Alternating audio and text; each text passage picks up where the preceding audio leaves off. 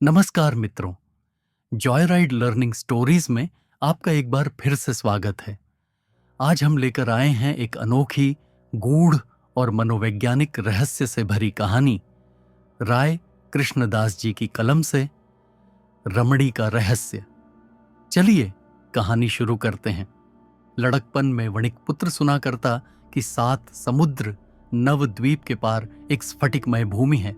वहां एक तपस्वी क्या जाने कब से अविराम तप कर रहा है और उसकी पवित्रता के कारण सूर्य नारायण निरंतर उसकी परिक्रमा किया करते हैं और उसके तेज से वहां कभी अंधकार नहीं होता।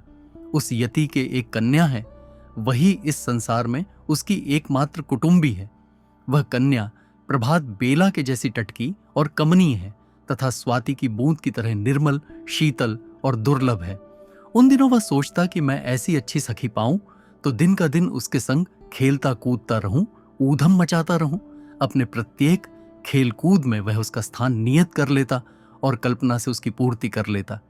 किंतु धीरे धीरे कल्पनापूर्ण लड़कपन यथार्थता खोजने वाली युवावस्था में परिवर्तित हो गया और वणिकपुत्र के लिए जो बातें सच थीं अब लड़कपन का खिलवाड़ हो गईं और उसे उस कुमारी को वस्तुतः प्राप्त करके अपनी जीवन सहचरी बनाकर युवावस्था का अधूरापन दूर करने की चिंता दिन रात सताने लगी। धीरे धीरे अनेक नगरों से उसके ब्याह की बातचीत आने लगी, किंतु ब्याह का नाम सुनते ही उसका मुंह लटक जाता।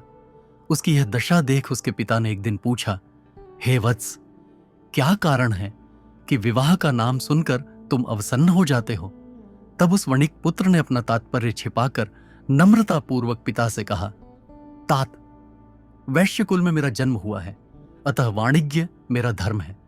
सो मेरी इच्छा है कि अपने बाहुबल में कुछ अर्जन कर लूं, तब गृहस्थाश्रम में प्रवेश करूं, क्योंकि स्वार्जित वित्त के व्यय और उपभोग से मेरा आनंद, उत्साह और हृदय द्विगुण हो उठेगा।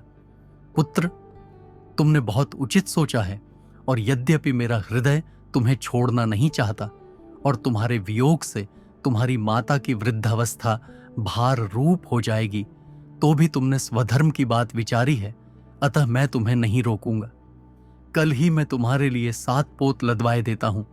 तुम उन्हें लेकर अपने परिकर समेत देश देशांतर भ्रमण करके यथेष्ट व्यापार और उपार्जन करो। आज्ञा पाकर उसके आनंद का पारावार न रहा और रात दिन परिश्रम करके 7 दिन में वह अपनी यात्रा के लिए पूर्णतः तैयार हो गया।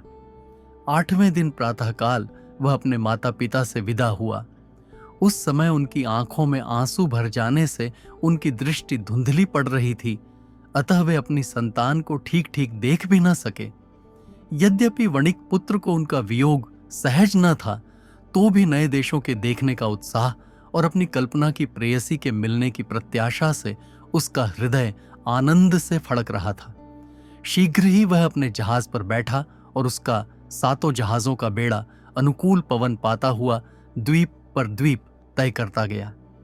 प्रत्येक द्वीप में व्यापार करते करते उसने स्वर्ण की बड़ी भारी राशि बटोर ली थी और यों 3 वर्ष बीतने पर जब वह स्कंध नाम देश में पहुंचा, जहां के लोग भालू और सामुद्रिक सिंह की खाल पहनते हैं, तो उसने बड़ा उत्सव मनाया, क्योंकि उसे अनेक देश देखने का तथा अर्थ के लाभ का आनंद तो दिखाने मात्र को था। उसको प्रसन्नता तो इस बात की थी कि वह अपने लक्ष्य स्थान के पास पहुंच गया था, क्योंकि यहां से वह स्फटिक द्वीप केवल 1 मास की दूरी पर था। तब वणिक पुत्र ने अपने 6 जलयानों को और समस्त साथियों को वहीं छोड़ा और अकेला एक पोत पर अपने अभीष्ट स्थान की ओर चल पड़ा। उसके साथी न तो उसे रोकने में ही कृतकार्य हुए, न उसका यह उद्देश्य जानने में ही। 2 दिन में उसका जहाज उस समुद्र में पहुंच गया, जो ठीक शरद के आकाश की नाई है, क्योंकि वह वैसा ही प्रशस्त है, वैसा ही निर्मल है और वैसा ही नील है। साथ ही जैसे इसमें शुभ्र घन घूमा करते हैं, वैसे ही उसमें बड़े बड़े बर्फ के पहाड़ तैर रहे थे। उन्हें देखकर मांझियों के छक्के छूट गए, किंतु वणिक पुत्र में ऐसी दृढ़ता आ गई थी कि उसने उन लोगों को पूरा धीरज बंधा दिया और स्वयं जहाज का मार्ग निर्दिष्ट करने लगा। सचमुच ही उसके निश्चय को उन विशालकाय हिम पर्वतों ने मार्ग देना आरंभ किया और अपनी यात्रा के महीनवें दिन वह जहाज स्फटिक द्वीप के किनारे जा लगा। अब वणिक पुत्र ने उन मांझियों से भी पिंड छुड़ाया और अकेला उस द्वीप पर एक ओर चल पड़ा। वास्तव में वह द्वीप भी बर्फ का ही था और वह कुछ दूर भी नहीं गया होगा कि मारे शीत के उसके पैर निष्प्राण से हो उठे। किंतु उसका साहस उसे घसीट ले चला और उसे एक झुंड ऐसे पक्षियों का आता दिखलाई पड़ा जो करीब करीब मनुष्य ही के जितने ऊंचे थे और झूमते हुए मोटे मनुष्य की तरह चल भी रहे थे। उनके संपूर्ण शरीर रोएंदार पर से ढंके हुए थे और अपनी भाषा में कुछ कहते हुए वे उसी की ओर बढ़े आ रहे थे। वणिक पुत्र उनका कोलाहल तो न समझ सका, किंतु इतना जान गया कि वे उसकी सहायता के लिए आ रहे हैं, अतएव वह वहीं ठहर गया। कुछ क्षणों में वे उसके निकट आ गए और उसे चारों ओर से इस तरह घेर लिया कि उनकी गर्मी से शीघ्र ही वह स्वस्थ हो गया।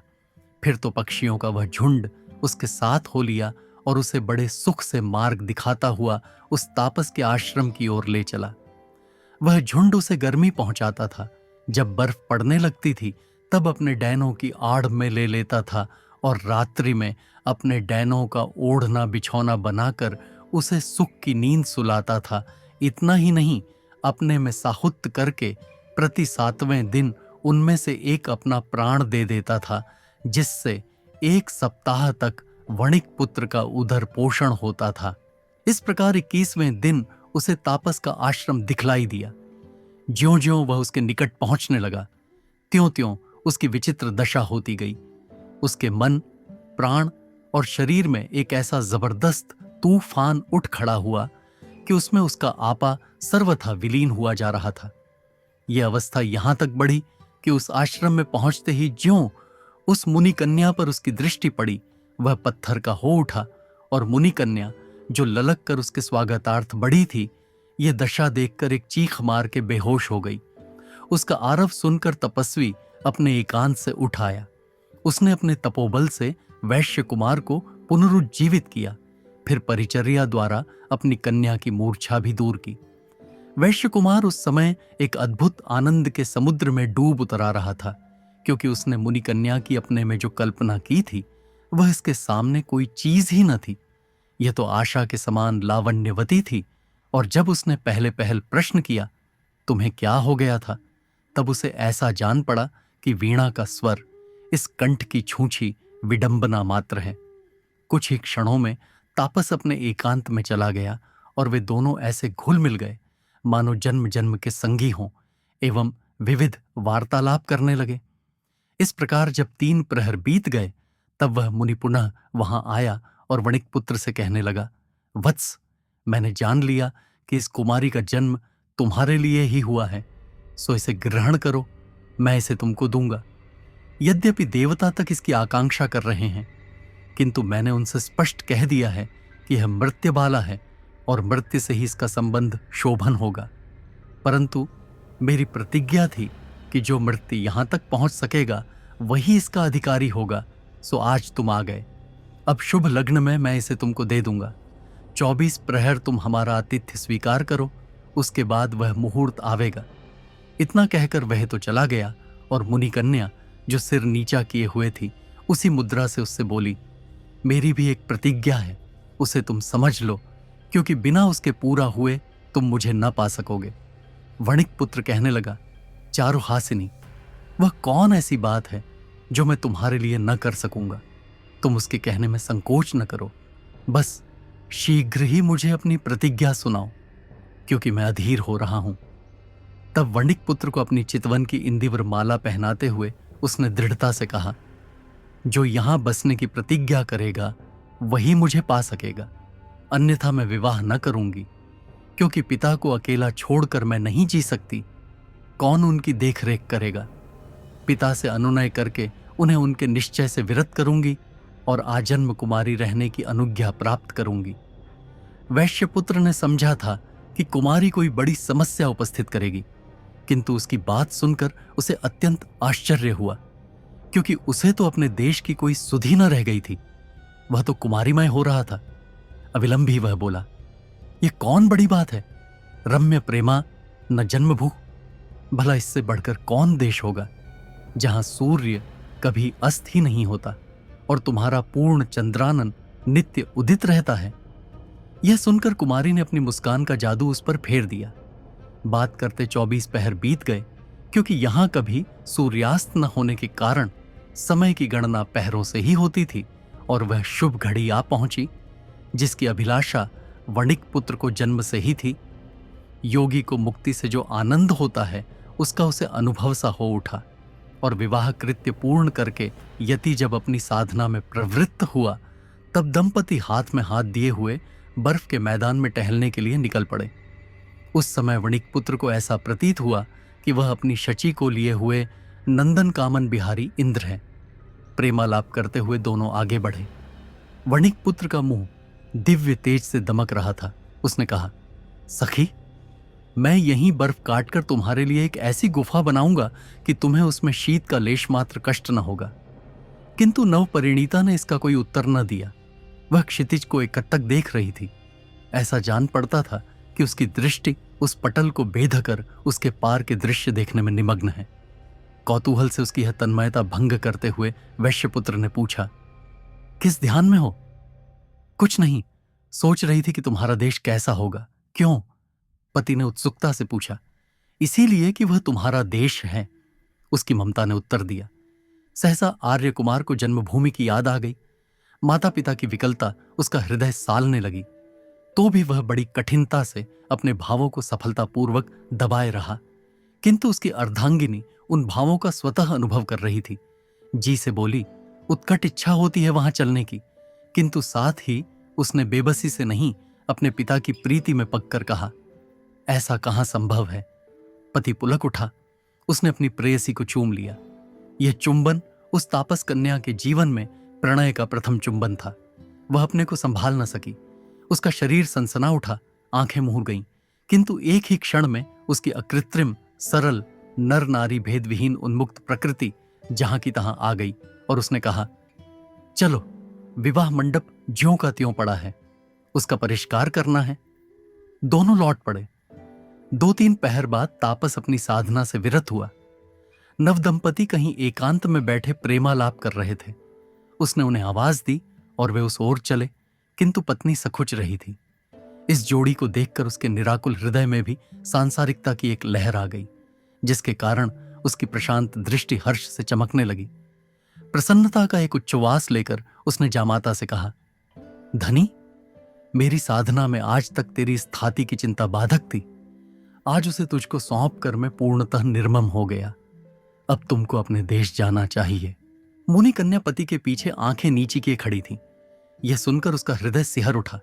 उसने कुछ कहना चाहा।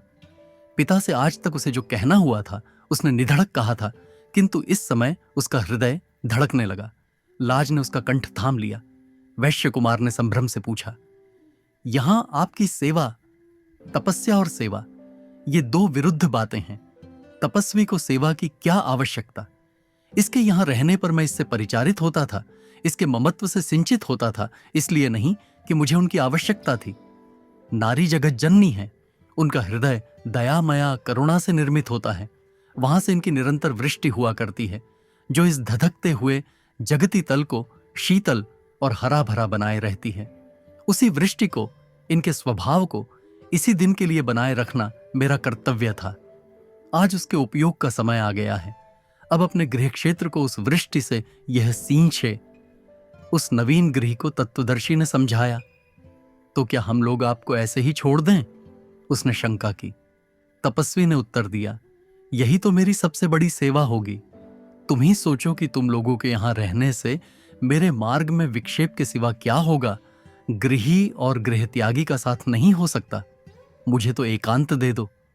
वैश्य ने नतशिर होकर यह आदेश अंगीकार किया और तपस्वी यह कहकर पुनः एकांत में चला गया कि अब से 1.5 पहर बाद तुम्हारे प्रस्थान का मुहूर्त है। उस समय आकर मैं तुम्हें विदा दे दूंगा। तापस कन्या रो रही थी। अतीत वर्तमान बनकर उसके सामने अभिनय करने लगा। तुम उदास क्यों हो रही हो इतना? वैश्यपुत्र उसका पाणी पीड़न करते हुए समझाने लगा। कुछ नहीं, अतीत की स्मृति बड़ी दुखदारी होती है, उसने अनमनेपन से उत्तर दिया। हां, वह वर्तमान को भी विगत बना देती है। कुछ गंभीर होकर उसके पति ने कहा, सो तो जानती हूं, किंतु क्या कीजिएगा? प्राण जो रोते हैं। उसने मृदुलता से कहा, एक लंबी सांस लेकर। हृदय छोटा न करो, वैश्यपुत्र ने ढाढ़स दिया, तुम पुरुषों में इतनी निर्ममता हो और तुम्ही पर नारी ममता करे, यह भी एक विधि विडंबना है। उदासीनता से रुदिता ने कहा। पति ने सफाई दी, मुझसे तुम्हारे आंसू नहीं देखे जाते, क्योंकि तुम पुरुष हो। तुम रूप रखना जानते हो और नारी से भी उसी की प्रत्याशा करते हो, तभी तो कहती हूं कि तुम निर्मम होते हो। मैं जानती हूं कि यहां अब मेरा कुछ नहीं, अब तो वही मेरा देश है, वही मेरा संसार है, वहीं के लिए उपजी हूं। फिर भी हृदय नहीं मानता, वह तड़पता है, मैं रोती हूं। यदि मैं पुरुष होती और रूप रखे होती तो तुम्हें शांति मिलती। वणिक अवाक हो गया। उसे यह रहस्य अवगत हो उठा कि नारी का प्रकृत रूप उसकी मुस्कान में नहीं, उसके आंसुओं में प्रत्यक्ष होता है। वैश्य बाला रोती रही। 1.5 पहर बीत गया। तपस्वी पुनः आया। कन्या उसके पांव पकड़कर रुदन करने लगी। पिता ने उठा लिया। सिर पर हाथ फेरते हुए रुद्ध कंठ से उसने कहा, वत्से, क्यों अपने पिता की ममता को बांध रही है? इस अकिचन के पास एक वही तो तुझे दहेज देने को बची है। उसे भी अपनी ममता के अपार भंडार में मिला ले और उसका भूरी भूरी उपहार उन्हें जाकर दे, जो वहां तुम्हारी बाट जोह रहे हैं। उसने अपनी बेटी से इतनी भीख मांगी, किंतु कामना करके भी वह उसे प्रदान न कर सकी। उलटे इस असमर्थता ने उसकी करुणा को और भी विगलित कर दिया। तपस्वी पुनः प्रशांत हो गया। गंभीर होकर बोला, बेटी, तेरी इतने दिनों की साधना का यह शुभ फल मुझे मिला है। अब जिस आश्रम का द्वार तेरे लिए उन्मुक्त हुआ है, उसमें प्रवेश करके उसकी सिद्धि कर। यही परंपरा तो तुझे पूर्णता तक पहुंचावेगी। अब देर न कर, मुहूर्त बीत रहा है। बेटी की रोते रोते हिचकियां बंध गई थीं। उसने चुपचाप पिता के चरण छुए। वैश्य का भी हृदय गदगद हो रहा था। उसने भी उनके चरणों पर अपने आंसू चढ़ाए। तपस्वी ने दोनों की पीठ पर हाथ रखकर असीसा, जाओ, तुम्हारा संसार सुखी और भरा पूरा हो। तपस्वी वहीं ज्यों का त्यों खड़ा था। उसके दोनों हाथ वक्षस्थल पर मुद्रित थे। दाहिना पंजा बाईं और बायां दाहिनी कांख के नीचे दबा हुआ था। वह एक तक शून्य दृष्टि से उसी ओर देख रहा था जिधर नव दंपति चले जा रहे थे। उस वीतराग की ममता ही उनका एकमात्र असबाब था। प्रस्थिता के पैर लड़खड़ा रहे थे, मानो पीछे पड़ते हों। वह अपने को संभाल न सकती थी। उसका स्वामी उसे सहारा दे रहा था।